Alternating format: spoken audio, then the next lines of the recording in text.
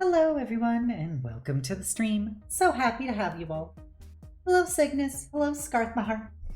Welcome to a wonderful Friday evening. I hope you're all doing very well. I am doing super swell. The small wolf has returned and is always wonderful.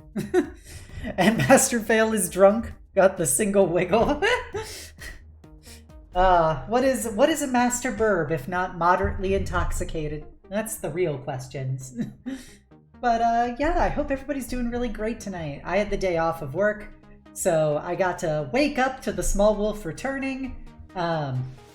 We watched anime, we watched the new episode of Chainsaw Man, which was wild, and then protect your candles.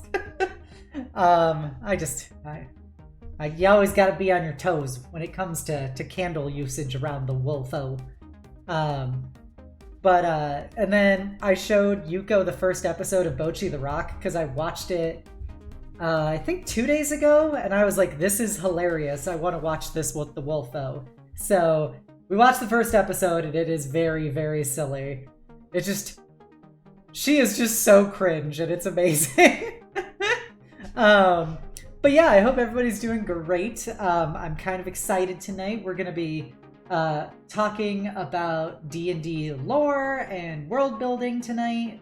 We're returning to a setting that I've been working on for a while that I kind of put on back burner for a while as I was working on other projects. But I've had a burst of inspiration as of late. So we're gonna jump right down to that.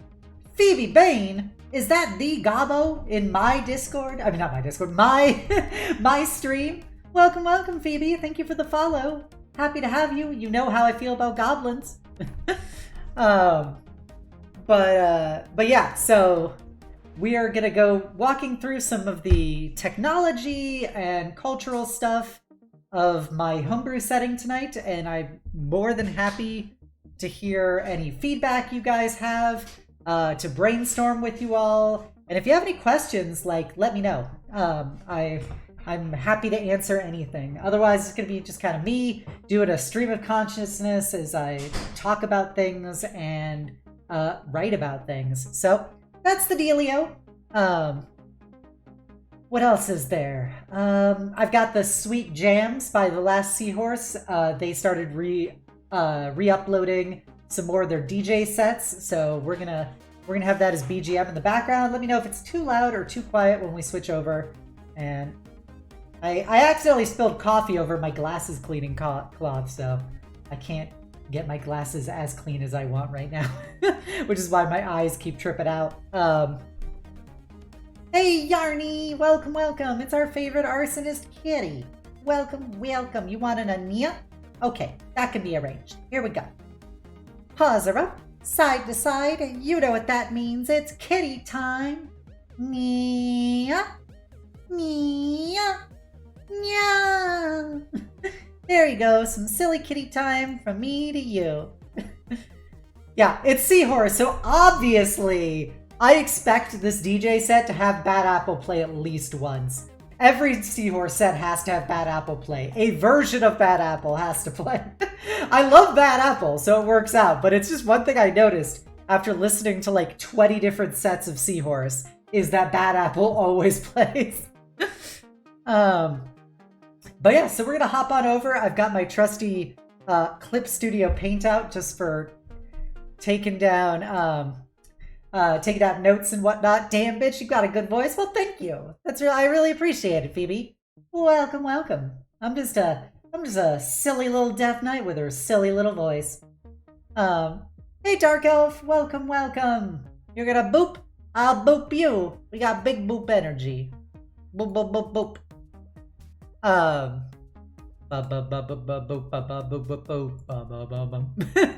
Oh, my poker face popped in my head, but this is the life we live. So what else is I gonna say? It's kind of the dealio. So what is on the agenda for tonight? Well, first of all, gender is a social construct. Secondly, we're gonna be talking about D&D lore. I'm gonna do a brief kind of recap about some basic information about the setting.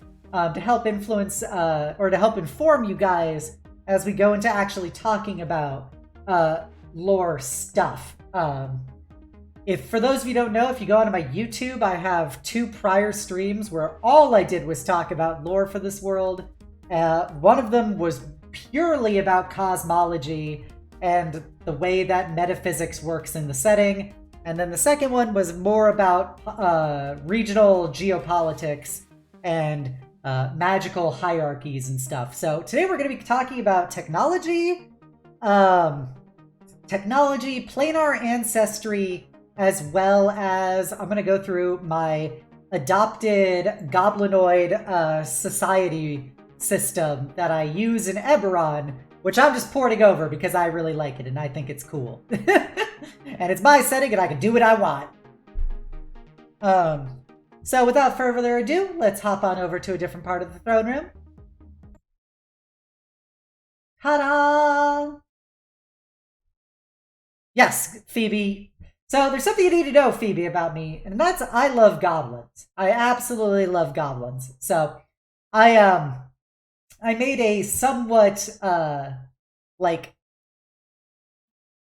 somewhat dynamic goblinoid society culture for Eberron, and I liked it so much that I'm just bringing it into the setting as well. I'll figure out a way to like properly integrate it into the setting, but regardless, I'm gonna walk through what it is. Yes, we're gonna go through the rules of Goblin D's nuts. So without further ado, let's turn on our trusty seahorse.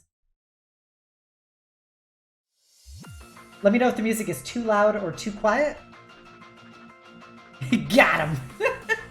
Okay, so just jumping right in, we are gonna go talk about, first off, some basic nature about the setting itself. So if you didn't know, the current pending name for this homebrew is called Nexus, which is what I've named the home plane itself that everything takes place on.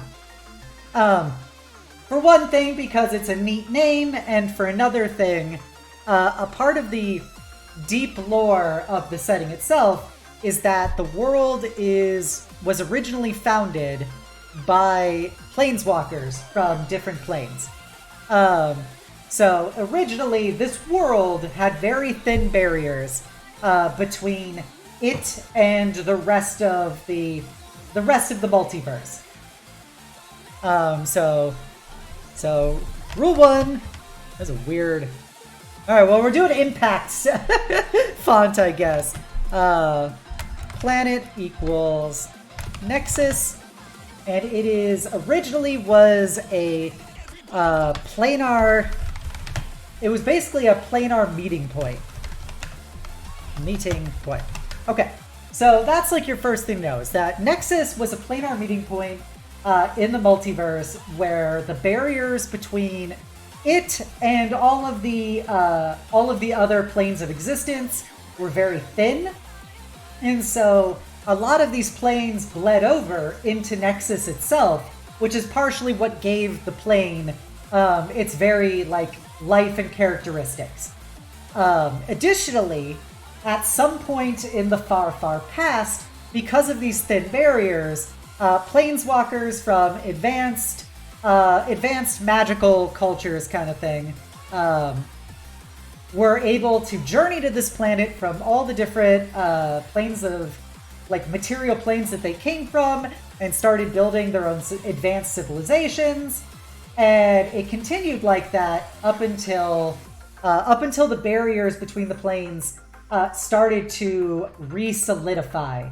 And by them solidifying, it made planar travel more difficult, which inherently separated the barriers between the material plane and all the other planes of existence, to the point of it prevented future planar traffic. And that caused the collapse of these prior advanced outpost civilizations. So, and it also led to the kind of the settlement of a lot of planar beings who were either unable to return to their home planes of existence, particularly the Fae. I have a lot of stuff about the Fae in this setting because I love the Fae.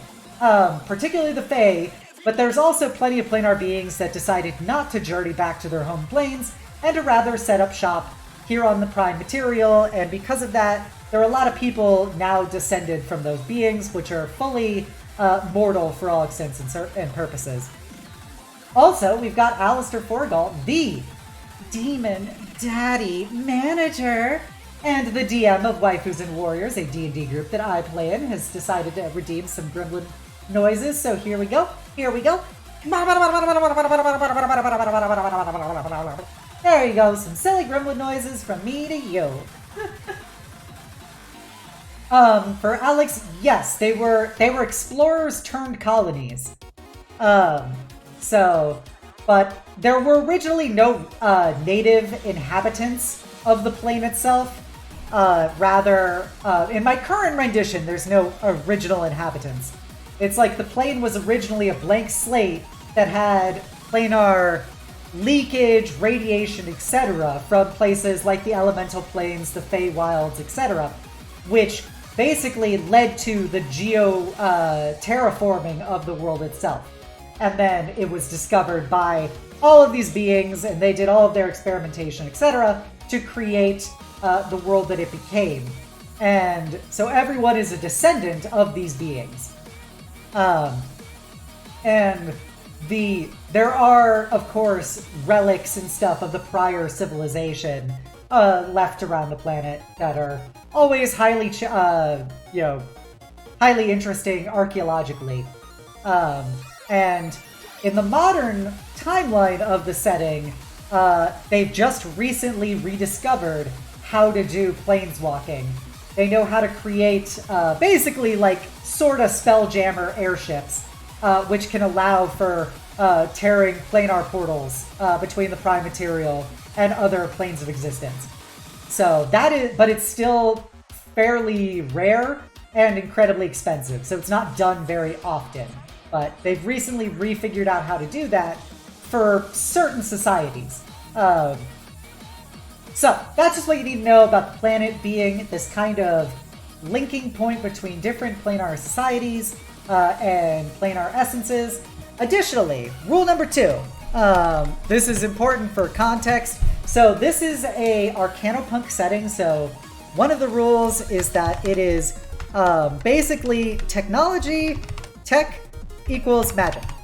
And so because of that, that means there's like a lot of technology that comes into play for the setting, like Eberron on steroids. I kind of modeled it after a magical 1920s, 1930s Earth. So there's like cars and airships and trains and everything. But everything is justified via A, magical like spells being created into devices, or B, via my made-up magical mineral, my omni-useful magical mineral, which is called currently Nexite. So Nexite is a naturally occurring crystalline substance which contains basically raw, unfettered magical energy. God, my left eye is all kinds of spazzing out right now in this tracker. And so Nexite is the key to justifying a lot of the silly technology that I've created for the setting, is that it basically allows raw magical energy to be utilized for the production, powering, and fueling of different devices. So Nexite is common. There's no unified theory about what Nexite is. Not even unobtainium. I know. It's actually fairly obtainable. So some people believe that Nexite is actually leftover condensed planar energy from before the planes were separated, and so you're literally fueling things with bits of the planes. Other people believe that it is the basically fossilized byproduct of residual magical energy on the planet itself. So like beings that are sufficiently magical, such as like dragons, etc., when they die, there's a theory that their bodies will eventually break down into more nexite, as well as any sufficiently magical area, like a heavily used magical battle site, for instance, could also produce nexite. But nobody's for sure positive what makes it. They just know that they can keep finding it in the earth, and it's real useful. Additionally, we've got, because of this, I decided to make this kind of a everything cool setting. So what does that mean? That means I use, oh no, America's gonna show up and drill for nexite. Yep. Look, that, you know, it's funny you say that, Phoebe, because in lore for what I made for the setting, there was actually, like, the main country that everything takes place in for the campaign is a Reconstruction era, basically failed magocracy state that was a massive producer of nexite that got invaded by the United Federation of Allied States, which is a more advanced coalition of nations, under the premise of regime change. But it is also very clear that corporate interests just wanted to get control of the massive nexite deposits underneath the country. I could weaponize peace in that setting.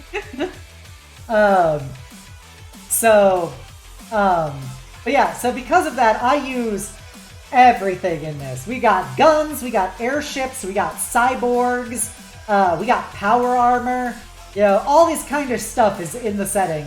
Conceptually, I'm now trying to work on it more mechanically. But, so I use a lot of things from a lot of different concepts, all kind of mashed together. And as I've been working on it more, I've also used a lot of concepts from another setting I worked on, which has been a passion project for me for a long time, but I kind of couldn't figure out how to do it properly. So I'm taking a lot of stuff from that to put into this. So, Thirsty, do we have mechs? No. We technically do not have mechs. We have power armor, but not full-on mecha. Every part I run for a fanship. I know, Final Fantasy ruins you like that. Airships are cool. You cannot change my mind. I once played a Forgotten Realms campaign where we had an airship made by the god of technology, Gond, and we called it the High Wind because, of course, we're a bunch of Final Fantasy nerds. But yeah. So those are just like some overall things you need to understand going into this. Hey, Thomas the Tactician, welcome, welcome. Yeah, I didn't want to go full mecha yet. Partially because it's just not the vibe necessarily I wanted to go for at this point. I also don't know mechanically how I would do it. One of the things I want to talk about is how to mechanically do the power armor I'm intending, which has an acronym I'm very proud of, which is actually from a different setting I work on. But yeah, those are kind of the general gist of it. So for further, like the last big bit of context to lead into tonight's discussion is the setting is it exists in an overall like big, you know, planet basically. However, the thing that I'm specifically focusing on is the post-war of the failed magocracy, which has now been basically is in the midst of a civil war as the repercussions of the kind of half-hearted occupation by the United Federation of Allied States went down, and they handed it over to mega corporation. Essentially, they handed it over to ExxonMobil to govern the country and help with the reconstruction effort. And turns out ExxonMobil does not have the best interests of actually leading this country successfully. So, with that, the various factions that are involved in the setting hire various free contractors to go to this country and perform all manner of duties that they require there, mostly as facilitators and reconstructors and mostly mercenaries. So, in my opinion of my setting, ExxonMobil is trash, and so that's what's preventing me from being sued. It's just my opinion. But yeah, so that's the thing. It takes place in this country that used to be basically an entirely stratified society that was run by arcane magic practitioners, and they lost the war, and most of the high-ups in the society were eliminated via the UFAS's, Thorses, and Mage Hunters. And so because of that, the society was kind of thrown into upheaval as they didn't really have a good transition set up. And so there are various factions within the country which are battling for the future of it, as well as the mega corporations from the Federation, which are also trying to make it a law-abiding, successful future state a part of the Federation. So that's the context. The players are either from that country called Erixia, or they are from the Federation in some way, and they will have their reason that I'll work with the players on as to why they've gone to Erixia and are working for whatever they're deciding to do. All right, well, thank you for the alert, Thomas. Enjoy your tinkery as we talk about wonderful geopolitics. So that's the context of that.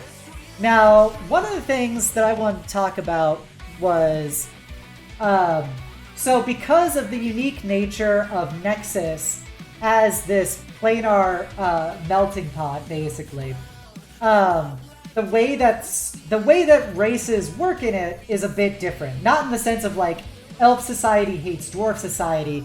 Those issues are not that big as much as geopolitical issues are much more prevalent, which I took from Eberron, and frankly, it's something just I prefer about a D&D setting, is to not focus as much on like racial issues, rather just everybody can be whatever race they want. Mostly it matters more what factions and countries you align yourself with. So, there are a lot of races in this setting which are derived from planar beings in some way, shape, or form. So, one of the things I'm going to do a brief discussion of some of the descended races. So I have this elaborate thing explaining how the Fae work in this society. But for basically what's applicable for this is that most, basically like half the races of the world are descended from Fae beings. So a lot of normal mortal races are of Fae origin. And so then there's a lot of other races which came here as planar colonists, or explorers, or are just planar descended portions of normal human populations or orc populations or whatever, i.e. like Ganassi, Azimir, Tieflings, etc.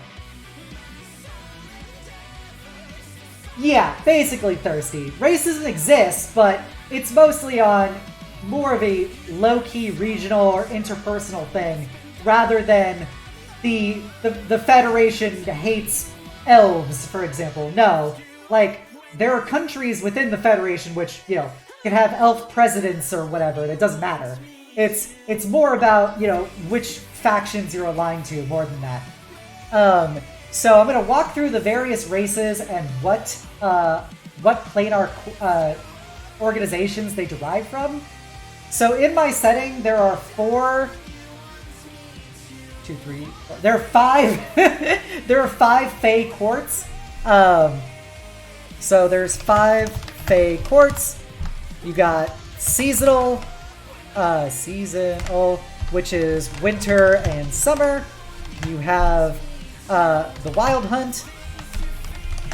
You have the Shadowfell, or the Shadow Court, and you have the Urban Court. And why does this matter? This matters because that determines where certain people are descended from. So there's a lot of people which come from different courts.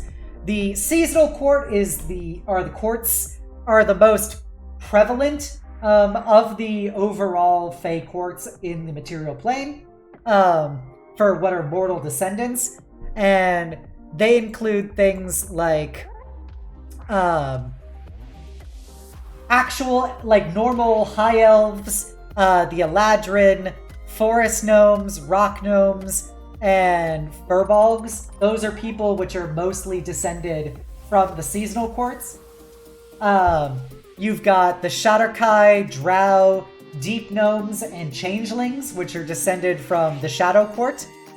You've got the Reeves, which are a more militant style elf, which is basically wood elves, are descended from the Wild Hunt. And then the urban court doesn't have its own native races. They're the most recently come into being of the different Fey courts, but they generally exist in most heavily urbanized environments and span the whole thing of, you know, like Pennywise from It would be an urban court Fey, basically. They're the most malicious and most predatory out of all the Fey courts. However, they also are inherently anti-establishment, so just as much as they might eat your child if you let them play alone in the street at night, they might also give your child warlock powers so that they can tear down authority in some way. So all of those kind of races are descended from the Fae. And the reason why that also matters is because if you are descended from the Fae, if you're descended from any kind of planar type, descended from a plane, you can't be from another. So, can't be from another. Okay, so Evil Cloud, Anarchist Fae. Whoa. Yep. So, what does that mean? So I set up, there's basically planar ancestry in this setting. Planar ancestry is, I'm going to say 90% of planar races, i.e. the Ganassi, i.e. Azamir, i.e. Tieflings. All of those main races are, yo, it's a Sif! Welcome! Thank you for the raid, Sif! How you doing? How was your Sammy raid? How was Pokemon?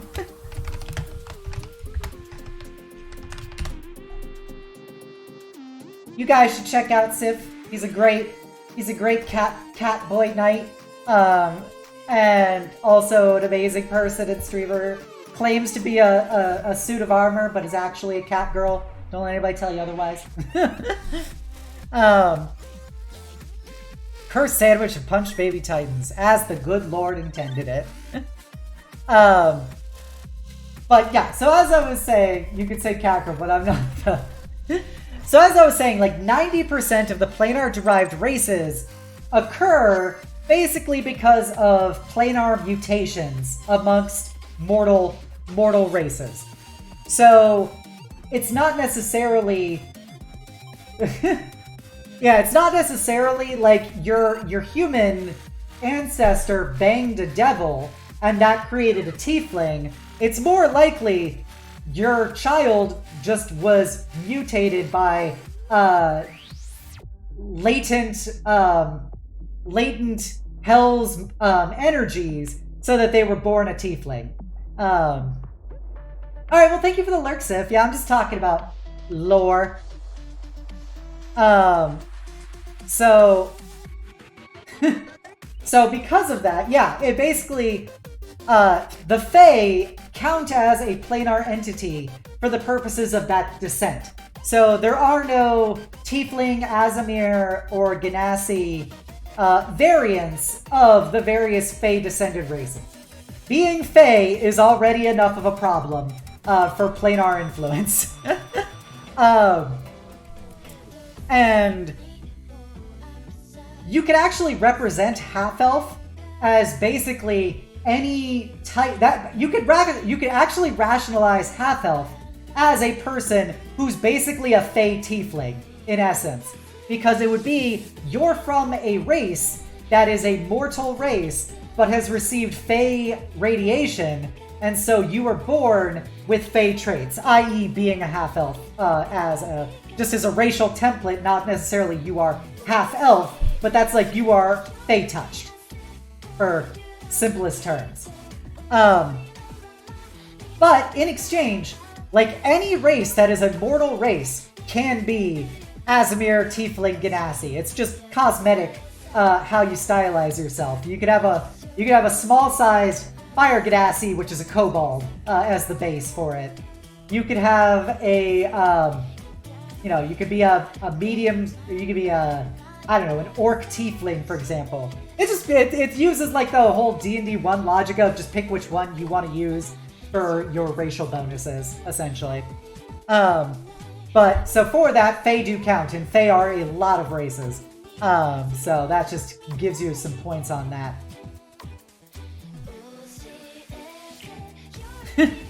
Well, I'm happy that you enjoy listening to it. While you're doing your own world prep, I hope I can give you some... Excuse me, I hope I can give you some inspiration or anything. So, 90% of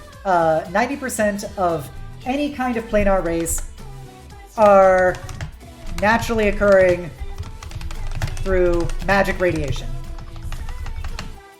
Through magic radiation. It's still possible to be like, my dad fucked a fire elemental. It was some real hot sex. And so I am a fire Ganassi, but that is the vast minority of potentially planar descended people. Most people are just, oh yeah, I was an orc who, I was born with angelic traits because of latent angelic radiation. So this means that a lot of these planar races are generally more common in this setting than they would be in traditional D&D, because there's just so much magical planar radiation in the world itself. A fair amount of people get born this way. And so it's very normalized to have somebody who is an Aasimar, Tiefling, Ganassi, etc. And it's generally not frowned upon in any way. Nobody looks at Tieflings or Aasimar like they're especially blessed or cursed. If you grow up in the Federation, you might be like have a natural advantage in their very cutthroat meritocracy that they run, just because of your natural inclination to be able to have some, magical capabilities and resistances that may set you up for good government or corporate service. But aside from that, it's just like, oh yeah, that's my sister. She's a tiefling. I got born. I was an Aasimar. It happens to the best of us. And so, and generally because of that, it also works in cycles where, you can go through distilling how much, my mom was a tiefling, my dad was an Aasimar. I'm some combination or whatever. I favor one or the other, and then maybe you have a child and it's a fire Ganassi. Who knows? So that's a brief note about planar ancestry. And so I thought that would be like kind of a cool approach to it because of the nature of the world itself being so intrinsically tied to this existence being so connected to the various planes. Hey, NJ Chef, thank you for the raid. Welcome, welcome. How's my favorite little dragon?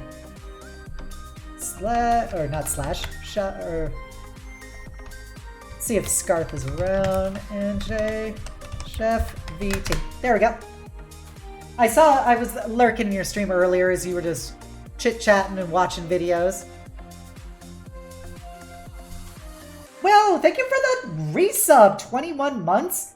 Slam that nut button. You guys should check out NJ Chef. He's a great dragon VTuber with all of his wonderful kobolds. He's also a member of the New York Snark Exchange, a wonderful group of streamers. Go check him out. Lore, let's go. Yeah, we're talking lore. We're talking about planar ancestry in D&D.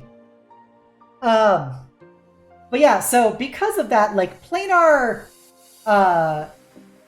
entities have a lot of overlap with the material plane.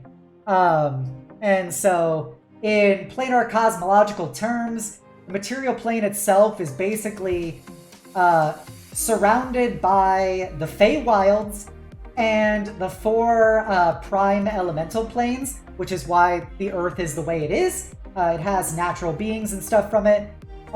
Most animals and plants are descended from Fey organisms. It's okay, Scarth. It's okay. And then the shadow. I'm not calling it the Shadow Realm, but you know, Kaiba is there. No, but the Shadow Fell, which encompasses the ethereal plane, the astral plane, as well as the traditional Shadow Fell. It's basically like a echo plane around the prime material.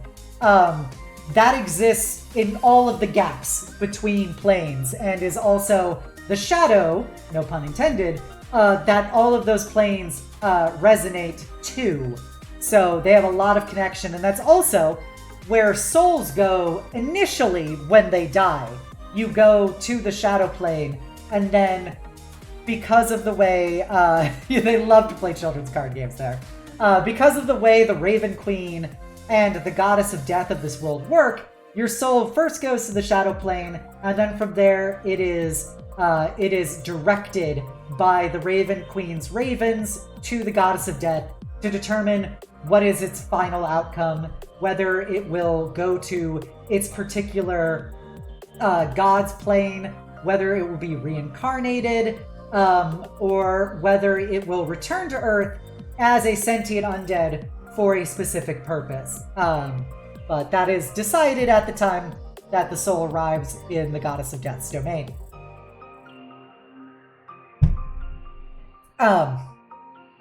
So yeah. So all of these things have a lot of influence. And so now we're going to do a brief discussion where we talk about... I'm going to move this up. Alright, we're going to do a brief thing where I'm just going to talk about belief. The soul is the building block currency of the universe.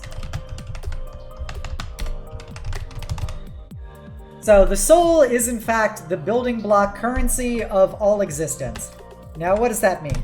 That means mortal beings, specifically mortals. It is very important that I have to emphasize it's specifically mortals. Mortals have souls, and the soul is just a metaphysical energy source that is created by sentient and I guess sapient. I don't truly know the difference. I looked it up once and promptly forgot it. Basically, intelligent life. It's created by intelligent life who is native to the material plane. And that energy source is what literally creates gods in this world. It's by people believing that there are gods. It uses orc logic, so enough people believe there are gods that there are gods. And so the basic mortal soul is very valuable to specifically gods because it is the fabric that keeps their existence intact. Without mortals believing in them and them having that kind of reinforced soul energy, the gods would only exist as potentially metaphysical concepts with no real direct power in the material plane. Now, mortals don't realize that. Hey, Candyman! Welcome. Can we have a shout out, please, for Candyman? He's a great streamer. Thank you, Scarth. Yes, we reject your natural gods. And so most gods, we also use the kind of all roads lead to Rome for how gods work, in the sense of people can create their own gods, like societies create their own gods, aspects of gods. But they're only fragments of a core concept deity. So, like the god of war, for example, could exist as a god of just combat, a god of, bloodshed or whatever. All of those could be aspects of the god of war, but at the end, he's still just the god of war. It's just how a particular society interprets him and creates a planar, or not planar, a deific aspect of him. Most gods for this purpose don't really exist in any core way, because the more mortal the power source the god is, like the god of like architecture is not as fundamental to a rule of existence as the goddess of death. And so because of that, they're generally a much weaker overall deity who doesn't have as much freedom of purpose as the core gods do. When I first worked on it, there were basically four core prime deities which embodied very fundamental aspects of existence that weren't just tied to like civilized concepts. So they were the goddess of death, who embodies the eternal cycle of life and death. There is the god of community, which is basically just embodies all the aspects of people coming together and identifying in that way. So that could be like, that can embody things like laws, that can embody, protection of communities. It can embody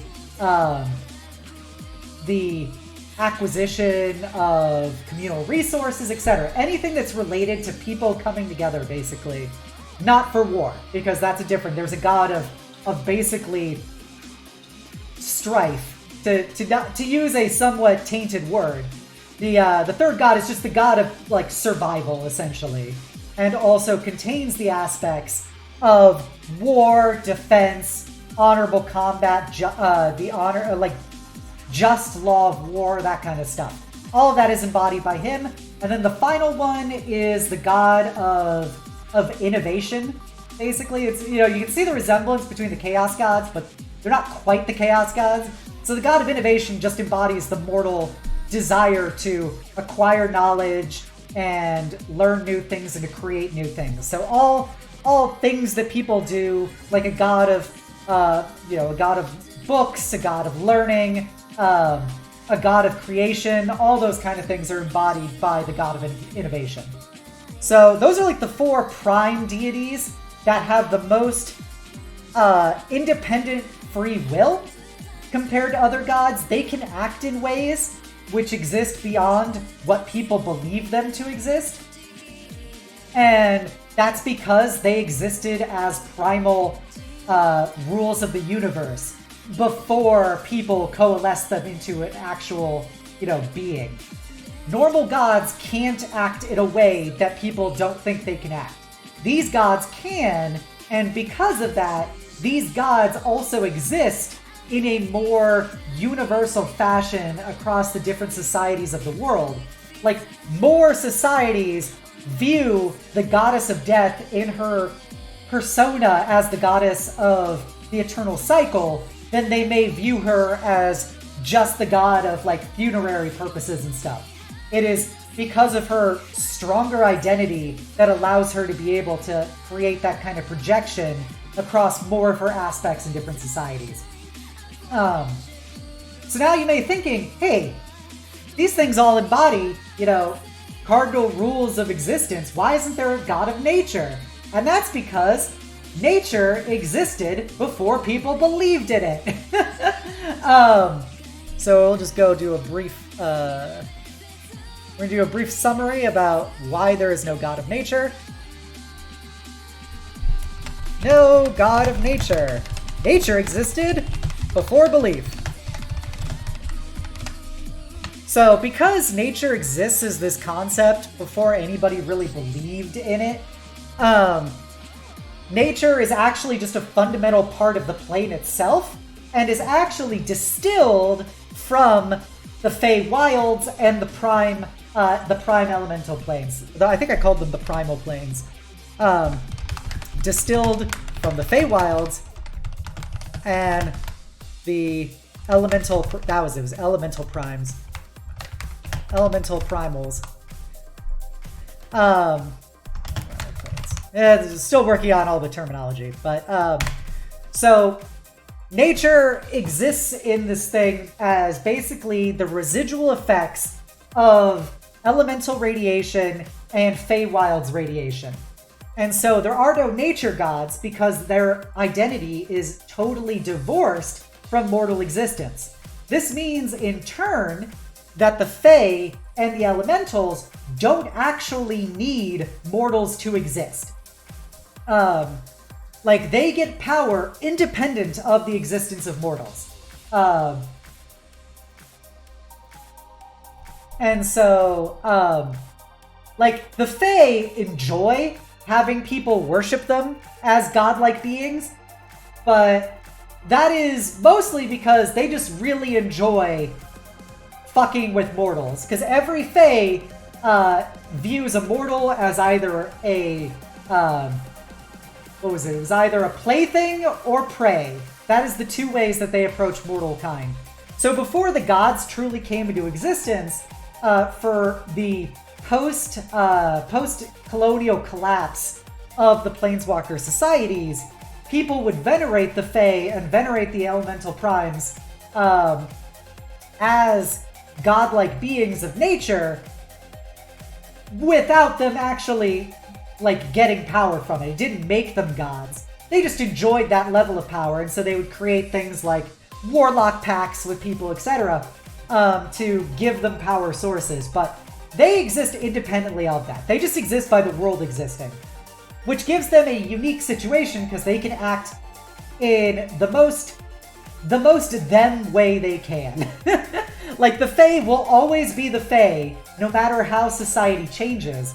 It's just the Fae also like to mimic mortal society because they find it entertaining.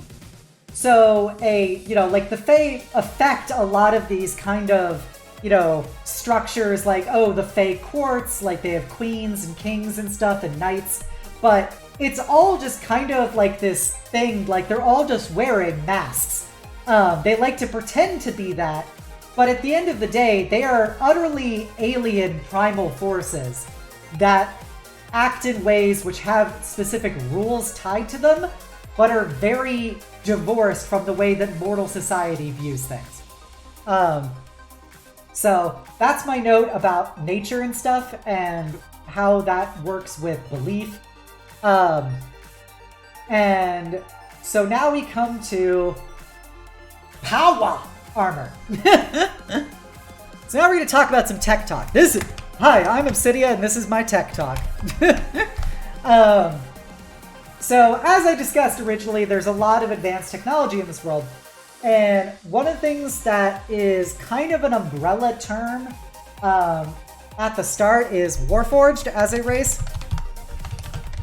It's an umbrella term for an archetype, for an archetype of artificial person. So a lot of things use the Warforged like race template that aren't like the Eberron style of specifically military robots. Warforged embodies people who are robots. It embodies people who are cyborgs who have had like extensive magical cybernetics installed into them. It involves people who are like intelligent dolls, androids, etc. Anything that involves the mix of artificial and organic, or just artificial in general, is a Warforged-like being.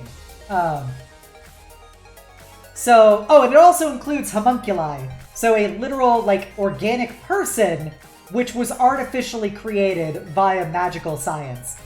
Homunculi are also Warforged. They're just fleshy Warforged. What is a druid's relationship to the Fae, if any? Druids do not have an explicit relationship to the Fae, unless they want to, because druids derive their power from nature and basically the siphoning of elemental and Fae energy into them, and so they just kind of absorbing magical radiation, and that's how they can wield their natural powers. But you don't have to be like Fae pacted to be a druid.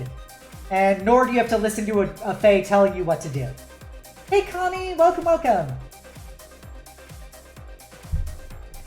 So, one of the examples I gave to somebody initially was playing a Warforged who's actually a kobold cyborg. You're like a kobold who's had half their body replaced by magical cybernetics that literally run off of your soul. And so, in this world, specifically specifically Federation-based technology. Hey Yulia, can we have a shout out please for the most amazing little elf princess who loves himbos and bimbos? Be sure to check her out. She's super sweet, super silly. She's one of my players in Ashes of the Last War with Sif that we like to play weekly. We didn't play this week, but we normally do it weekly. Go send her lots of love. She's very adorable, very silly. So, the Federation exists as the most advanced coalition of nations in this part of the world. Because I haven't made other parts of the world, really. And so, for all extents and purposes, this part of the world contains the most advanced as well as less advanced cultures. But the United Federation of Allied States is the most technologically advanced, the most magically advanced out of the different nations. And so, Artifice is super common, magic is also ultra common, and it's also very scientific in its approach. People view magic as basically it's an energy source that can be utilized with proper study, training, or natural disposition, rather than this kind of wishy-washy fabric of the universe kind of stuff. It's like using magic in Federation society is like using gasoline in a car. It's just something you do. Like, oh, you're a computer programmer, you use a computer? Yeah, I'm a wizard, I use magic. It's the same thing. We're just using our medium to do our jobs. And so they also have basically magical prosthetics and cybernetics. I don't have an exact thing for how far into the cybernetics you can go, like to actually have mechanical differences. Hey, Christy, welcome, welcome.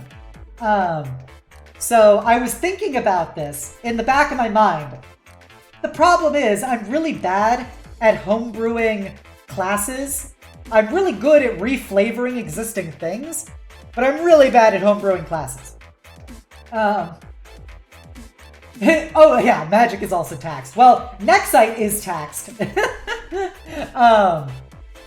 But yeah, so I had this idea for basically a person who goes hardcore, into magical modification of themselves, goes hardcore into Magitech enhancement. Yeah, bring that to another word. Enhancement. To basically be more like a combat cyborg kind of person, like you'd see in like a cyberpunky kind of setting. But I don't know how to do that mechanically effectively, since I'm not good at that kind of stuff. But the basic idea is there's magic prosthetics that work in two ways. One is it is directly linked to your soul. Cybernetic soul link.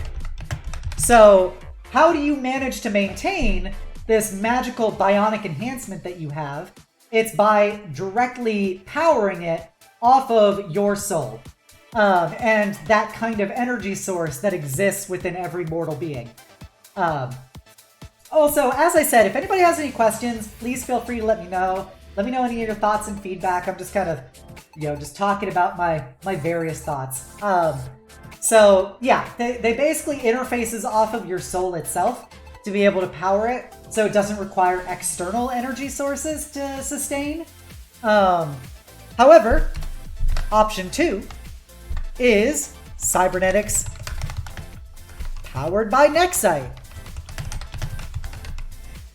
So, while your soul may be good, it might not be as effective a power source for sustaining more extensive cybernetic modifications that you may desire. And because of that, you need something to power it that's not just your soul energy. So you could actually have cybernetic enhancements which are powered by the magical crystal substance that's used for basically everything. Nexite is the most omnipresent energy source outside of people. It's the basis of gunpowder, basically. It's the basis of gasoline, the basis of electricity. All that stuff comes from Nexite. So you can use Nexite instead to power your cybernetic enhancements. And this comes with the plus of giving you infinitely more accessible energy potential, but it once again requires actual fueling for it. And because Nexite is, when not properly distilled and processed, or refined, I should say, is basically magically radioactive and potentially poisonous, it can cause extensive harm to your mortal vessel by using it. So there's risks. It's a cost-benefit analysis. Most countries in the Federation don't sanction the use of Nexite enhancement. It's one of those things where they discovered it and realized it was too dangerous to people to be able to do it. And so it is functionally illegal to have it installed. However, it's not illegal to have it inside of you. It's like, it's like that drug thing where it's illegal to buy drugs, but it's not illegal to own the drug. That's how it kind of works. So if you, for whatever reason, have Nexite enhancement, it's not like the police or intelligence agencies are going to arrest you. It's just one of those things of they're going to find out how you got it and probably crack down on whoever was installing it. But that also means that there is a huge black market, especially amongst lower income and more desperate people, to get Nexite enhancement to give them a potential edge over their contemporaries. Extensive use of Nexite enhancement can also lead to insanity, basically not quite cyberpsychosis, but literally like your brain getting saturated with magical energy, driving you insane, as well as mutating your body. There's literally, it is possible and does happen, especially in the former majocracy of Erixia, where people worked in Nexite mining would develop magical powers via the mutations that they would sustain from effectively continuous Nexite exposure. However, just as likely as you are to suddenly start slinging fireballs by it, you're also potentially likely to, go insane or devolve into a puddle of goo. Yo, Booba Muppet model is a reality? Hell yeah, that's awesome, Muppet. I can't wait to see it. Welcome, little Muppet, everybody's little favorite goth. So gender euphoric. I'm very happy for you, Muppet. We're just talking about D&D stuff. Why does it hate posting my tags? I have very simple tags. Why does it never want to show them to the people? To the masses, if you will. So, one of the things, and I would love to hear people's feedback about their ideas as to how to make more extensive cybernetic-based mechanics for the campaign, or for the setting itself. Like, there's always the idea of, like, prosthetic limbs and stuff can always be justified because that exists already as a magical item in normal D&D. But for doing more, like, specific kinds of cybernetic enhancement, I would love to hear that. I do have the idea of potentially making it possible to, like, permanently install magical cybernetics in you by, like, you want your guy to get dark vision? Okay, I'm gonna get a pair of goggles of night, like, physically installed in my body via Nexite enhancement, for example. Like, that's probably the easiest way to do it, is to justify your enhancement through just, like, letting you install magic items inside of you. However, I think I would like something a bit more practical than that. I feel like it's a bit of a cop-out. I want to have more repercussions. So yeah, so that's my idea about tech enhancement and stuff for individual people. Eryxia was a much more traditional, like fantasy setting country, except it was run by mages. And so they used Nexite to build magical items, basically. Like your +1 sword would be derived from Nexite. It would be like Nexite forged, I don't know, Nexite forged sword or something. So they never went down this particular path, and Artifice was never embraced by Eryxians. They preferred wizardry and sorcery to Artifice. Artifice is basically a uniquely Federation school of magic because they're all about industrialized arcana. Eryxia was all about being the very best that no one ever was. As an arcane practitioner, the Federation was all about, let's make mass-produced magical capabilities, magical tools, magical assets, so that we can have just a shit ton of magic stuff rather than having like a straight-up level 20 wizard running around. So that was just a different ideology. That's why a lot of these technological concepts come originally from the Federation. However, since we now live in post-war Eryxia, which is also in somewhat occupation reconstruction from the Federation, a lot of these concepts are becoming more prevalent amongst the people who are native to that country itself. So, like firearms, cybernetic enhancement, all that kind of stuff is becoming much more commonplace amongst the actual people who live there. So that goes in that. So now we're going to talk about power armor.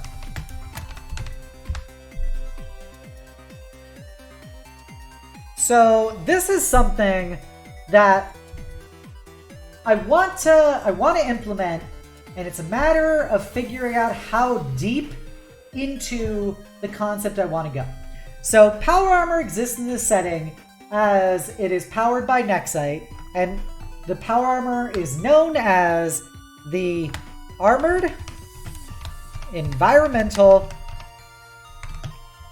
Ground, that's not how you spell ground, Ground Interdiction System, or an Aegis suit. I was so proud of that acronym. I loved it so much I had to use it twice. So they figured out how to make the Armored Environmental Ground Interdiction System, otherwise known as an Aegis suit, which is basically its power armor for all intents and purposes. And it is run off of Nexite, and certain cultures have different ways of using it potentially. I don't know how deep I want to go into that because in the setting that I originally made it for, each different country had a different way that they utilized Aegis suits. Like it was, your class identity was essentially being an Aegis suit pilot. But I don't know how deep into that I want to go for this because that would once again require a lot of homebrew. However, I do want to have it in the setting itself. So there is a third-party campaign setting that I've kickstarted several times at this point called Iron Kingdoms. I've done a couple streams where I did read-alongs through their books and gave my thoughts on them. But one of the things they do have is in that setting there's steam armor, which is basically power armor. It's steampunk power armor. So I want to lean much more into the get in the Aegis suit, Shinji, way of doing like magical fuel rather than traditional steam boilers and stuff. But the rules of it, I'm gonna delete the nature gods things. Not really necessary right now. Ah! I thought I deleted you. Okay. So in that they've got a heavy power armor, which when you wear it, we're gonna go stats. Yeah. Let me type. There we go. So stats.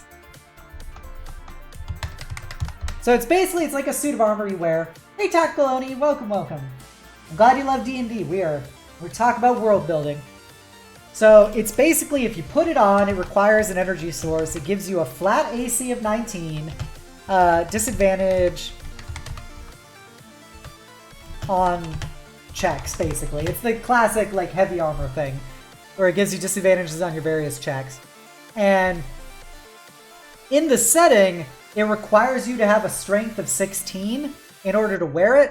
I am planning on turning that on its head. And instead of mandatory strength, it gives you a flat strength score unless you have a higher one. So it would give you, for instance, a strength of, we'll say like a base strength of 19. Same as the AC. Hey Moonslam, thank you for the follow. Welcome, welcome. We're just talking about power armor. So it gives you a flat strength of 19, unless higher. And it gives you a flat move of 40. So it'll give you speed 40. So the power armor in Iron Kingdoms is a bit more slow and ponderous. This one I want to be much more of an enhanced, much more of an enhancement system. And so one of the things that I'd be really curious to hear people's thoughts on is, in Iron Kingdoms, Steam Armor has a damage threshold. I don't know how into damage thresholds people are. There's always the thing of damage thresholds don't scale very well, because at a certain point, like, you reduce the damage, but after that you just take the full damage, which kind of doesn't make sense. You feel like maybe it should reduce the damage, period, not reduce it and then you take full after. So I'll be interested to hear your thoughts. So the base of it is damage threshold of 10. So in essence, if you take 10 damage or less from any attack, you take 0 damage. In alternative, so we'll go slash. In alternative, reduce damage by 10. So those are two very different things. In my opinion, I kind of want to make the power armor potentially a specific subclass of martial classes like fighter, ranger, or paladin. But because barbarians, you wouldn't do it because you can't do all your abilities anyway while you're in your power armor. But yeah, making it a subclass that's kind of oriented around being an Aegis pilot.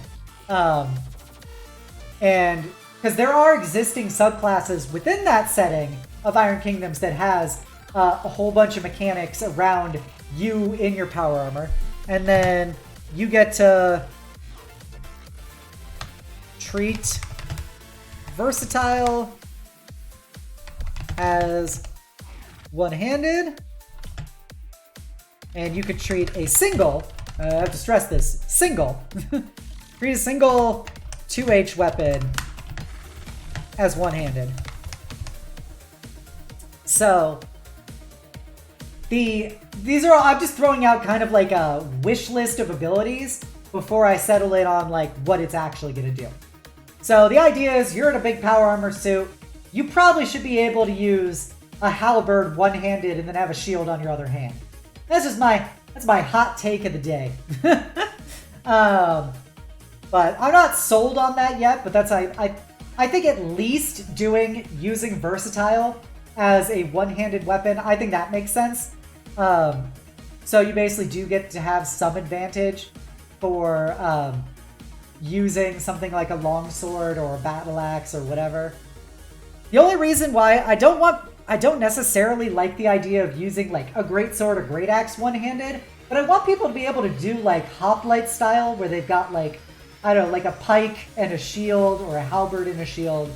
I think that's neat, but it's kind of, you gotta weigh it out. I don't want somebody dual-wielding greatswords. I did that in 3.5. I already know what that life is like. But so these are like some of the base abilities I was thinking of. There in Iron Kingdoms, there's some subclasses that have special abilities around the various like enhancements you can do to your power armor. But here we go. So now you might think this is pretty cool, which it is, obvi. But in Iron Kingdoms, they had a critical table that goes with the armor, where if somebody does a critical hit against your character, you can sustain a critical damage, basically, to the suit itself for getting hit so hard. Which can go from, you basically roll a d10. One example is nothing happens on a 1 to 2. On a 3, you can't take reactions until your next turn. On a 4, you have an arm damaged, where until the damage is repaired, you have disadvantage on attack rolls with that arm. You have 5, you have a loss of power. Until the damage is repaired, you have disadvantage on strength checks. 6, movement damage. 7, boiler leak. Basically, you start taking fire damage every turn. 8, the operator gets hit and you take an attack ignoring your damage threshold. 9, it loses its damage threshold entirely. And number 10, your suit explodes. Yeah, that's a good base idea. Tactical loading. So my thought on it is to go for the critical table, but to add in the stipulation of it has to exceed your damage threshold. Where are you? There we go. So let's go delete the tech stuff since we were just talking about power armor. Alright, so has critical damage. Critical occurs when narratively appropriate, of course, or when you receive a critical hit. Oh, shit. When you receive a critical hit that exceeds your threshold. That exceeds your damage threshold. So, I think this is a good improvement over the way it's base done, because I don't like the idea that somebody rolls a nat 20, does 2 points of damage to you, and your power armor explodes. I think that's ridiculous. So I feel like if you add in the stipulation that it has to exceed the damage threshold that the armor would normally provide before it does its critical damage effect, I think we'll make it so that when a critical hit does happen, it's a more impactful thing. So, yeah. Gotta put my glasses back on.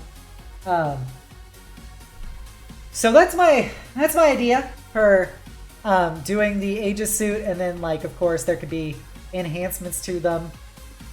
I might, if I'm feeling especially sexy, try and combine together the subclass around being a pilot of one with my concept of being a pilot, and just make it a martial related class. But yeah, let me know your thoughts. What do you guys think of the Aegis suit and the idea I have for it? My overall intent would be that it's not just a piece of gear that a person can equip. It is something that basically your class is built around. And while it gives you a lot of cool advantages, it also comes with disadvantages. So, I don't know. Let me know your thoughts. Some of the example abilities from the subclass in Iron Kingdoms about it is... So, when you can customize your power armor at level 3 to either give it amphibious construction so that it can function 5 minutes while fully submerged. You can give it a heavy boiler so that you can perform a dash as a bonus action. Basically once per short rest. You can do an ejection rig, where basically you could take off your power armor as a bonus action, even if the power armor is destroyed. So you basically just slam out of your power armor whenever it dies. Or if you just want to dismount it quickly for whatever reason, and then you have to, rebuild your power armor if it exploded. Yeah. Thank you, Scarth. Yeah, I agree. At 7th level, you can take a bonus action to activate a special ability associated with your power armor once per short rest.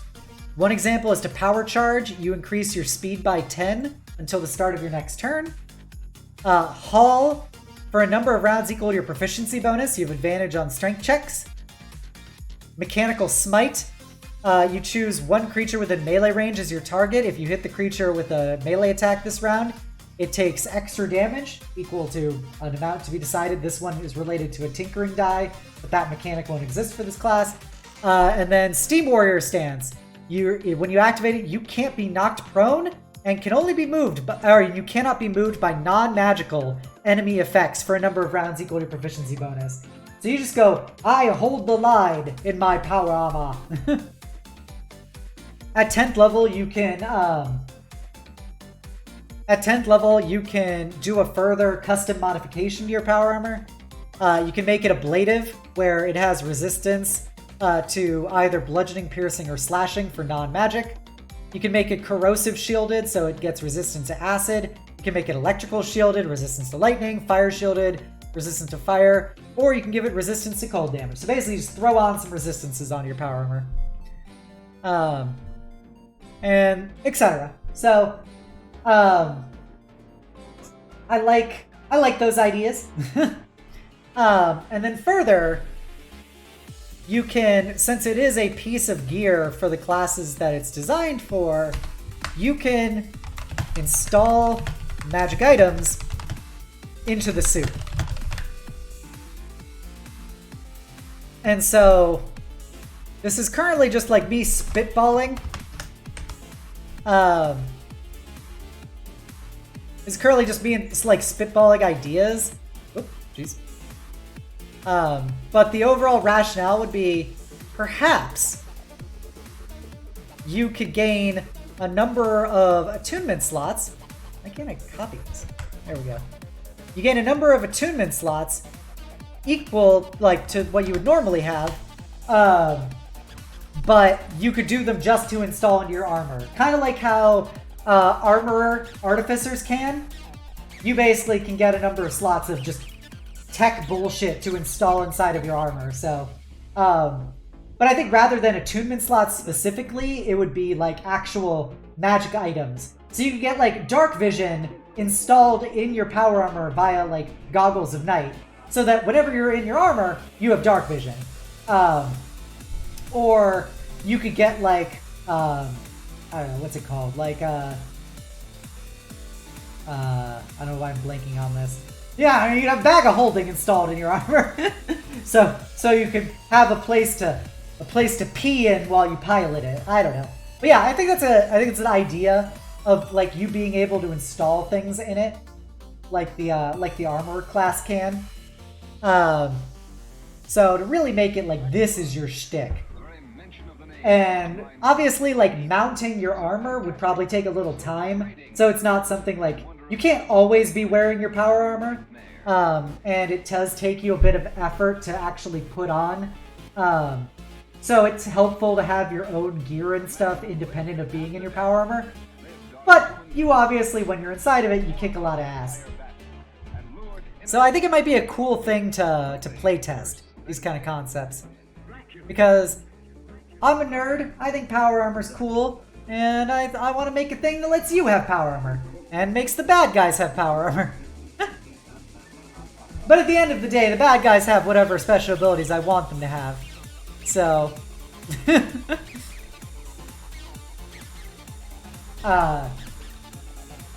So that's my spitballing the idea of a Aegis pilot. I like the idea of doing it as a subclass. pilot is a subclass. And so that limits the overall pool of people that will equip it and makes it a very like flavorful thing for your particular character. Like, I like the idea of people doing like custom upgrades to their particular Aegis suit, so that they can get their full, you know, mecha pilot experience. Hey, Carlo, welcome, welcome. We're just talking about power armor. And, so you can get your power armor. Oh, that's Carlo. I actually re-enabled this since I'm not doing a game that requires me to, like, Alt-Tab. Ba-bam! We got the Astolfo body pillow back in action. Best boy is here. Thank you, Carlo. It was dangerous to go alone. I needed my best boy to look over these D&D notes. So I like the idea of making Magitech like a very common military thing. And so you can have your cybernetics, you can have your power armored suit. I like the idea of, in a post-conflict world, like a lot of people get, you know, Magitech cybernetics installed in as prosthetics and stuff. So a lot of potential issues that exist for people can be overcome via installing high-quality magical enhancements into them. But of course, capitalism always strikes. And so, because of that, like, poor people will generally not have access to these things unless they take out big loans or they have their American health care. Because the villain of every D&D setting is always capitalism.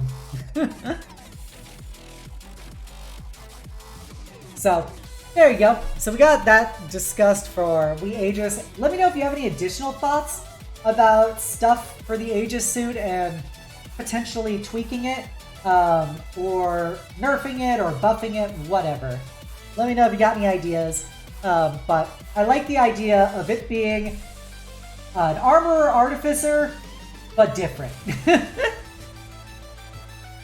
And in the end, I might have to nerf it a bit to be more in line with Armor Artificer, because I don't want Armor Artificer to be obsoleted, but I like the idea that an Armor Artificer would be someone who's like in more of a tactical power armor suit, not, through silly magic, rather than a paladin who straps on his power armor to go smite the fuck out of someone. But that does sound pretty fucking cool when you say it out loud. You would imagine just a paladin fucking wielding a greatsword one-handed smiting somebody in his power armor. You'll love to see it.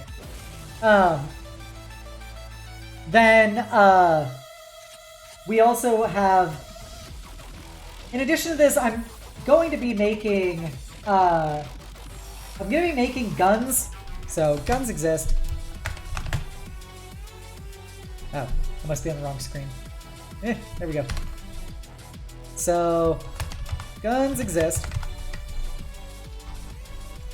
Fantasy America strikes again. Guns exist. They're very common. However, I do have some tweaks to them from the way they're presented in Iron Kingdoms, because I think the Iron Kingdoms ones are too powerful.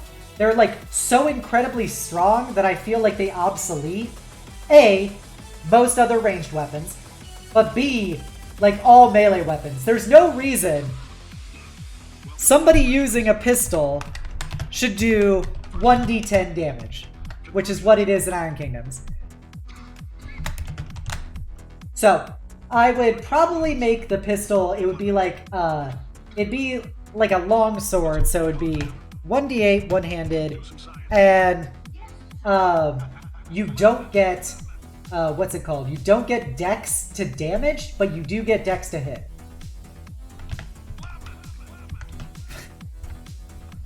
Dex to hit, but not damage.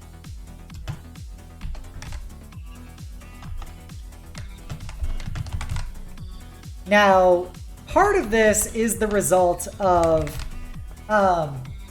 because they're generally doing higher die types of damage for what are the hand slots that they utilize. Like a rifle does, you know, 2d8 base in Iron Kingdoms. I would lower it a die type, so it'd be basically like you're using a greatsword. So, 2d6. But since they do so much more damage than normal ranged weapons, I would make it so that you don't get your dex to damage on them. That's like, I feel like that's a pretty justified way of balancing them. So being a high dex character still means you're going to hit better. Like you're a better marksman, but it's not going to inherently enhance the damage of your rifle. While you can still get it for crossbows and bows. So those weapons do still have their niches, and the fact that those things are not loud guns, they still have the diversity of being able to utilize them without being totally obsoleted. And with 2d6 is like the highest... Ooh, I just had a cramp in my foot. Having 2d6 is like the highest damage type of your rifle also makes it so that basically it's comparable with a greatsword, but at range. So I feel like keeping those kind of things together makes it more beneficial to use a gun, but not to prevent any other... Basically not to prevent other weapons from being used. So let me know your thoughts on it. If you guys feel differently, or if you want to weigh in on that subject.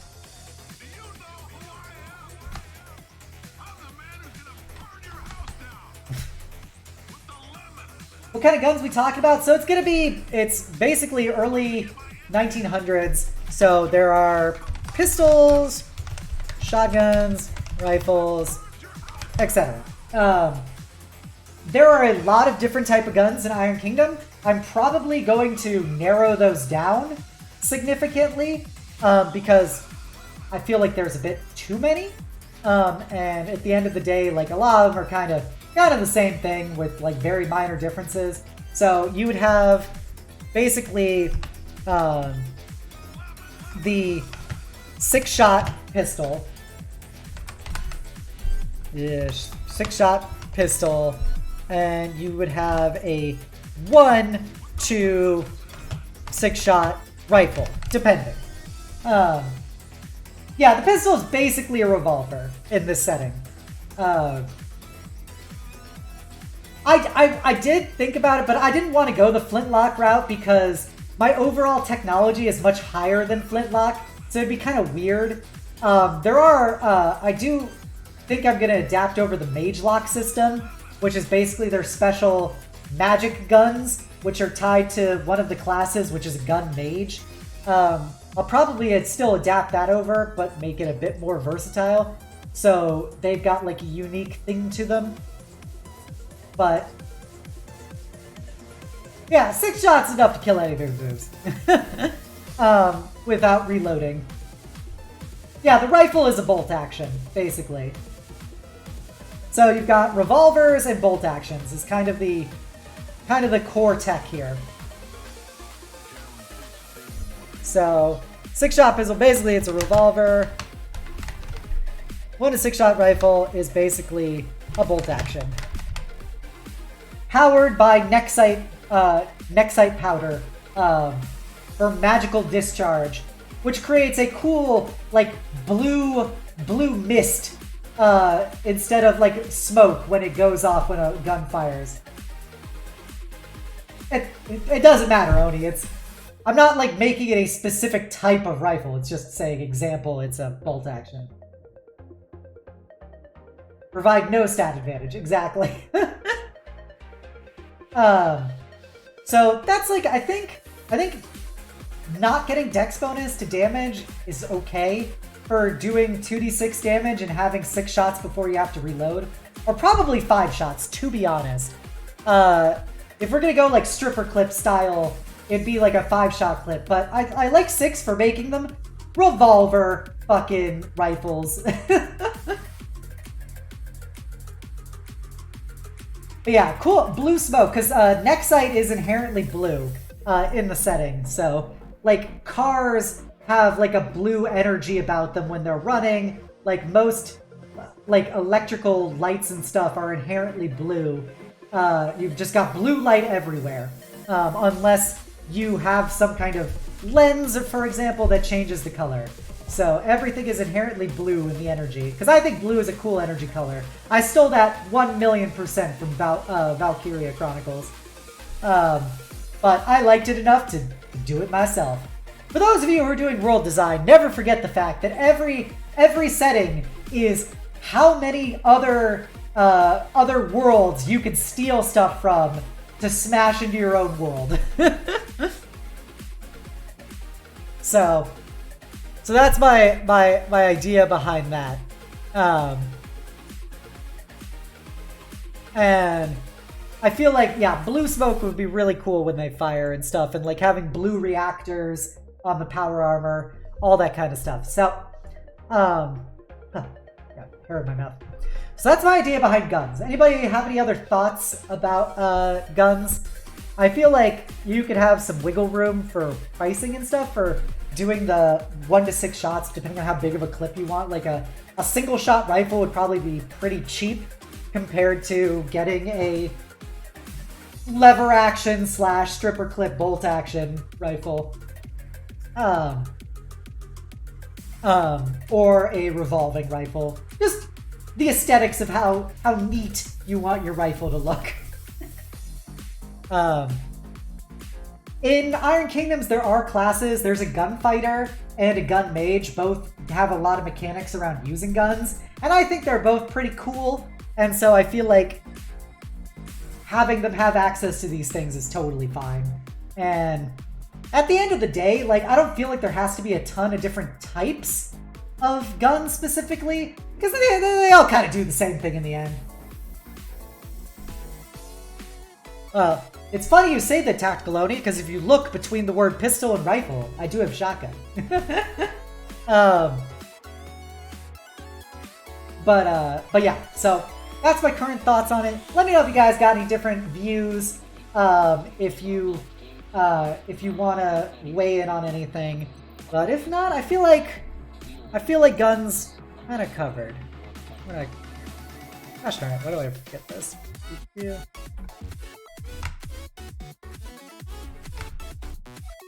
Okay. I'm just copying my notes into the Discord that I have so I can remember various things I write down. Okay. So, guns were originally just a Federation thing, but they've become pretty widely distributed throughout Erixia in the post-war years. So, most people will have access to guns fairly readily. Even if they don't have access to producing new guns, they at least know how to use them and can get them. So, aside from that, I think we've covered the gun issue.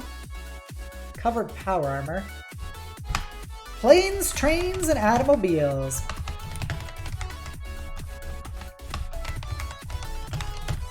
Automobiles! So, with that, I have established there are airships. They're called Zephyr ships, because I gotta be fantasy and not just call it an airship or call it a plane. We'll call it a Zephyr ship.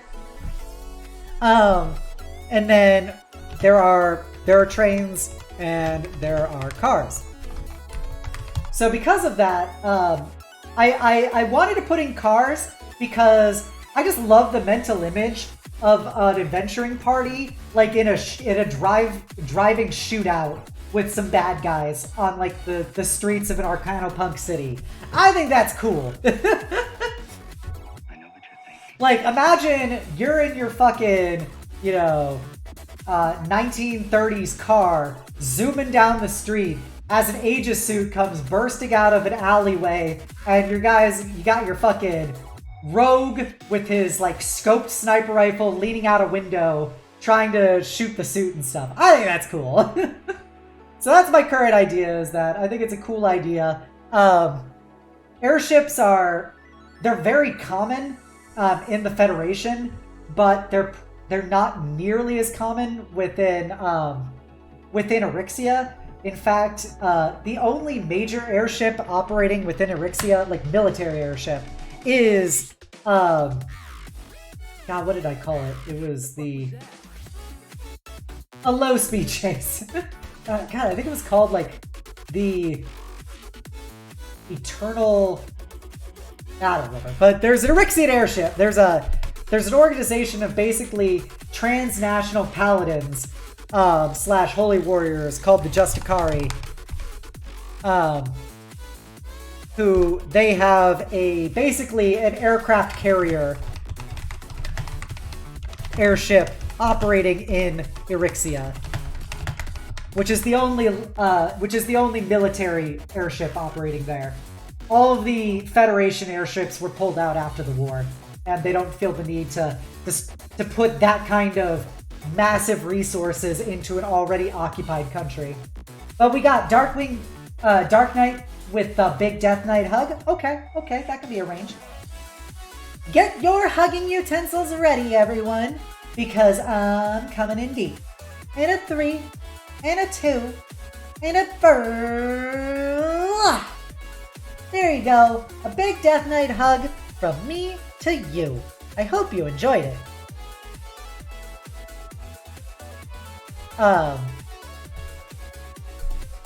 You'll love to see those hugging utensils out in chat. You'll love to see them. So, like, mostly Zephyr ships don't operate militarily within the country. There are, you know, there's of course privately owned. You're absolutely new. Hey, Luna! Can we have a shout out for my favorite Cyber Knight? Luna is adorable, and she is a thirsty sword girl. You should go check her out. She's very funny, very cool. It's me, Luna, the girl who's never been here before. No, so the Justicari, I meant to say have an aircraft carrier. It's not the name of the aircraft carrier. They have an aircraft carrier, and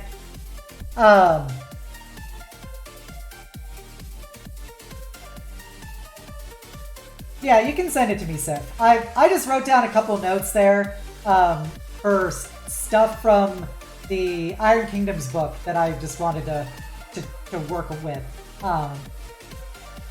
So the Justicari carrier is basically like an actual aircraft carrier in size. It is very big and is like the fucking dirigible things that the Brotherhood of Steel have, basically. It has its own, like, basically helicopters it deploys down to the surface to deploy Justicari paladins, Justicari squads to do enforcement actions. But it is a massive fuck-all ship. And so we're going to say massive fuck-all ship.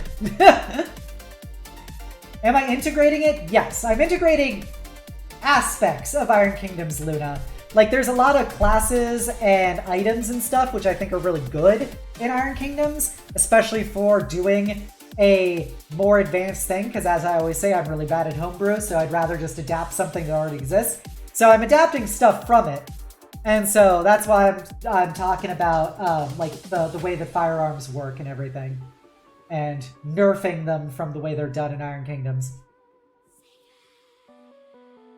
It's gonna get blown up at some point? Yes. Potentially. So in the setting, there are various factions that operate inside of Erixia. The Justicari are one of them. You, as your plucky group of adventurers, can align your free company to any of the factions that you so desires. Some of the factions don't like each other, some of the factions don't care about each other, etc. That's kind of for the individual party to decide who they want to follow. But there is, yes, there are gun mages, Luna. There are, in fact, gun mages. And so the Justicari were like the Knights Templar, essentially, from our world. They were a transnational military organization that evolved from being a coalition of adventurers who kind of teamed up over time and realized they could do more adventuring good by creating a formal organization to do it. And it developed into this quasi, you know, extra state military organization that is aligned with the Federation, but is not formally a part of the Federation or a part of the Federation military. It's just they work in cooperation with the Federation. And yeah, they became bankers too. So in the post-war state in Eryxia, most of the Justicari have returned to Federation space, but this one Zephyr ship has stayed behind to carry out basically counterinsurgency operations against various remnant elements of the old regime. Adventurers without borders. Yep, that's the best way to put it, Luna. Led by large manager. So, yeah, they have probably the most concentrated, advanced firepower out of any organization operating currently in Eryxia. But the trade-off is they only have the one airship, and they only have, you know, a couple hundred Justicari enforcers, so they can't be everywhere, and generally they have to dispatch comparatively small teams to do their different actions across the country. It's only the fact that they're so advanced that they can communicate with each other, so if a given team of Justicari comes under fire, they can call in further reinforcements and or fucking airstrikes. But they're in opposition to two Eryxian organizations. One of them is God, what did I call them? Sorry, I have to remember my own organizations. There's Archfey. What the fuck did I call them? UA. Arcanite. Dragons. I don't know. How does communication tech work? Magic. It's magical sending spells, basically. You basically create a radio of magical energy that projects spells at each other. Like a sending stone, kind of. But like more like a phone/radio. So it uses a core magical spell to be the justification for how the tech actually works. So in theory, if you can shut down or interfere with the magical communication, it wouldn't work. If you have something that, like, you could use a dispel magic to suppress a magical radio so that somebody couldn't communicate. Exactly, NASCARla, exactly. I think I called them the Inheritors? Were they the Inheritors? I'm going to say they're the Inheritors. So the Inheritors are the remnants of the old Magocracy that was mostly wiped out, who went into hiding, and or people from Eryxia or from abroad that want to see the restoration of the old Magocracy in Eryxia and to drive out the Federation Federation forces and Federation interests in the country. So there's the Inheritors who want that. There's the Shrikes, who are a native Eryxian resistance movement that has risen in opposition to the Federation occupation of the country, who they think is basically exploiting and oppressing the native people to extract all of its mineral wealth. And so they don't really give a shit about the actual people who live there, and ultimately are just leeches on the country. And so the Shrikes have a resistance against all the other factions, basically. There's the Justicari, who are, of course, the pro-Federation faction that is trying to hunt down the Inheritors, put down the Shrikes, and help integrate Eryxia into the overall Federation system. And then there's a lot of other factions which aren't necessarily in direct opposition to each other. Like there's the Magna Collegium, which is it's basically a magical research and development organization, which is operating inside of Eryxia to discover all of the Eryxian magical projects that they were working on during the end of the war, as well as discover a bunch of the Eryxian magical devices that they had made previously, so they can figure out how to utilize them and or reverse engineer them back in the Federation. But they're less invested in actually having Eryxia as a functioning state.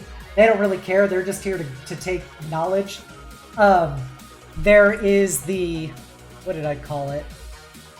Oh, there's the Nexus Consortium, which is basically operating as the ExxonMobil reconstruction effort in Eryxia, because the Federation government determined it was too expensive and too costly in lives for them to directly occupy Eryxia and rebuild it. So they basically, their UN essentially has delegated the reconstruction and nation-building efforts to this company, the Nexus Consortium, which is also the largest producer, or the largest extractor and refiner of Nexite.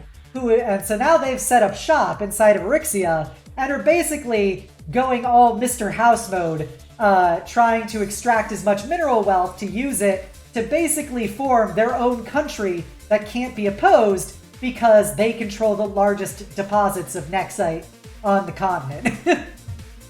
So they don't give a fuck about actual Eryxian people, but they also need the Eryxian people on their side. So they use the puppet government of Eryxia to help justify them, but they also get funding from the Federation and are the premier employers of free companies within Eryxia to operate as subcontractors for development and reconstruction and enforcement.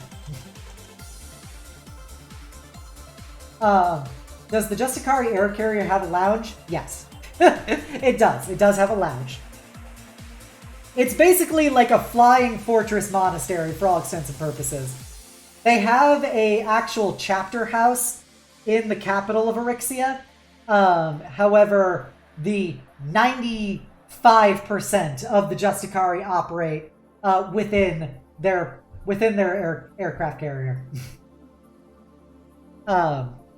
So that's kind of a note on factions and stuff. So it gives the players, like, depending on how the party wants the campaign to be, they can ally with one or another group of it, etc. But yeah, the Justicari are where I get to put in all of the wackiest of magic tech devices and weapons, and they operate all of the non-privately held Aegis suits in Eryxia. So you could have an Aegis suit pilot within a free company, but like aside from that, all of the other Aegis suits are operated by the Justicari. And so if you want a bunch of paladins and power armor, there you go. Smite makes right. That's what I always say. But yeah, so that's kind of some of the ideas I had there. If you want more information about like how the cosmology of the world works and stuff, I do have a video on YouTube where I did a stream where I talked in detail about the Fae, about the gods, about the courts and everything, and the nature of belief and existence, as well as how life after death works.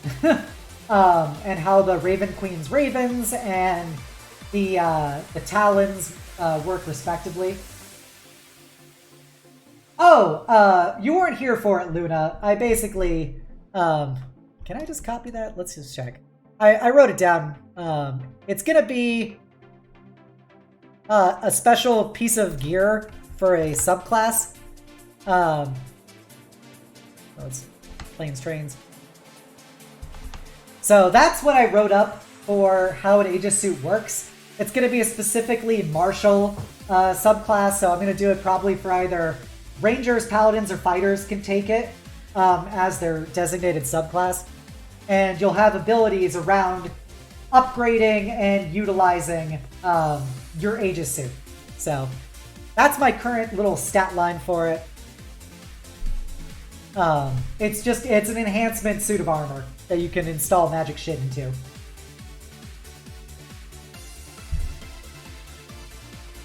And so remember, Luna, get in the Aegis suit, Shinji.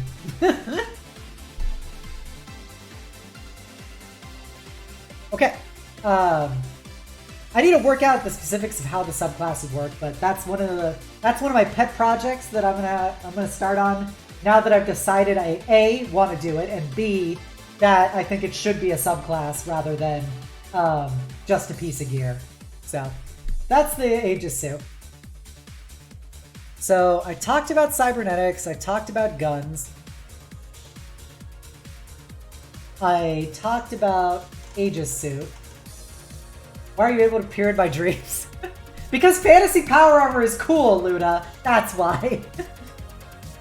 As I said at the start of the stream, this is a setting where I put in all the cool shit that I wanted. I was like, how can I make all the cool things I like? Let's just slam it into this setting. Because I love Arcano-Punk. And, yeah, I think I covered, actually, all of the core things I wanted to discuss tonight. Does anyone have any questions they want to ask me, or general I don't know, just thoughts and stuff about what we talked about? I think we got the yonder gist there.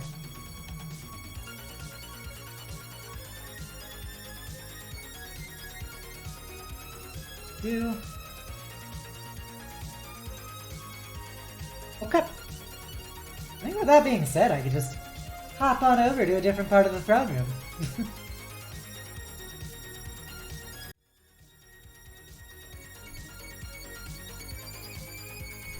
Load! There we go. Got my trusty Astolfo out here too. Ever read Knights and Magic Isekai? No, I've never. First of all, I don't read. Secondly, I don't read Isekai. I just don't read manga as a whole, so I've never read Knights and Magic. Magic Mecha is cool. It's just cool in general. Thoughts on timetable when I first plan to give it a test run? God, my stream is lagging the fuck out.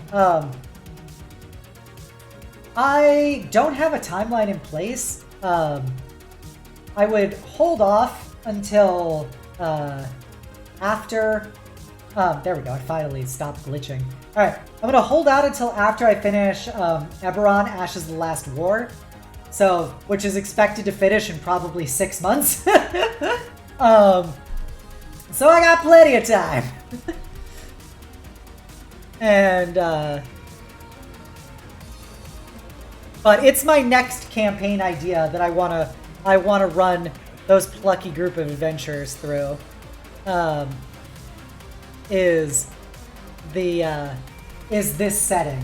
So I'm gonna flesh out more stuff as we get closer to the end of Ashes of the Last War, to see what kind of campaign they want, so I can create mechanics and stuff accordingly. But in the interim, yeah, leave it to you to buy me time. But I think it's a really cool idea. It's a setting I'm very passionate about. And I think that it can have a lot of fun. I love Arcano-Punk, and I love the idea that now I can make my own Arcano-Punk for people to play in, where I get to put in all the cool stuff.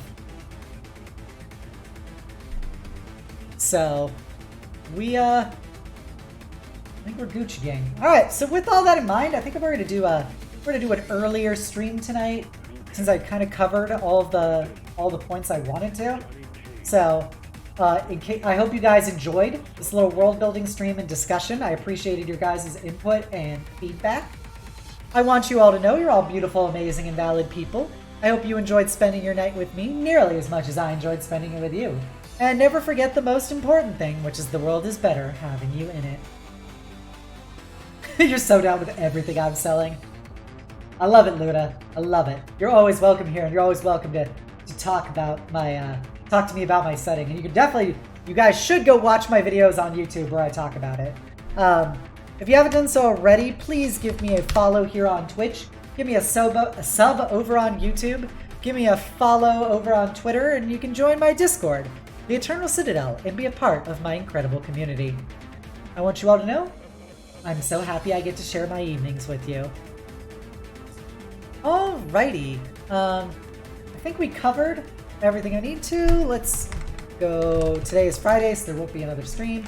If you're a follower, please copy down the call to hugs. If you're a knight, please copy down this. If you're a sub, please copy down the knight's message. We're gonna go raid Cereza. She's doing a stream collab with Keelie, who I love both of those cuties. They're playing Evil West, so it should be a lot of fun. Cereza, Faye, Witch, VT? I think it's VT. Yeah, Faye, Witch, VT. So we're raiding Cereza. So hopefully Monday we will have more D&D, but as I said previously, there was a family tragedy amongst one of the players in Ashes, so we need to give them time for that. So I'll keep you guys appraised on whether we will be doing more Ashes of the Last War next week. Otherwise, we'll be playing more Darktide, and probably I'm going to do a Vampire the Masquerade stream as well. Alright everybody, I gotta turn off the music. I hope you all have a great night. Go send Cereza lots of love. Bye!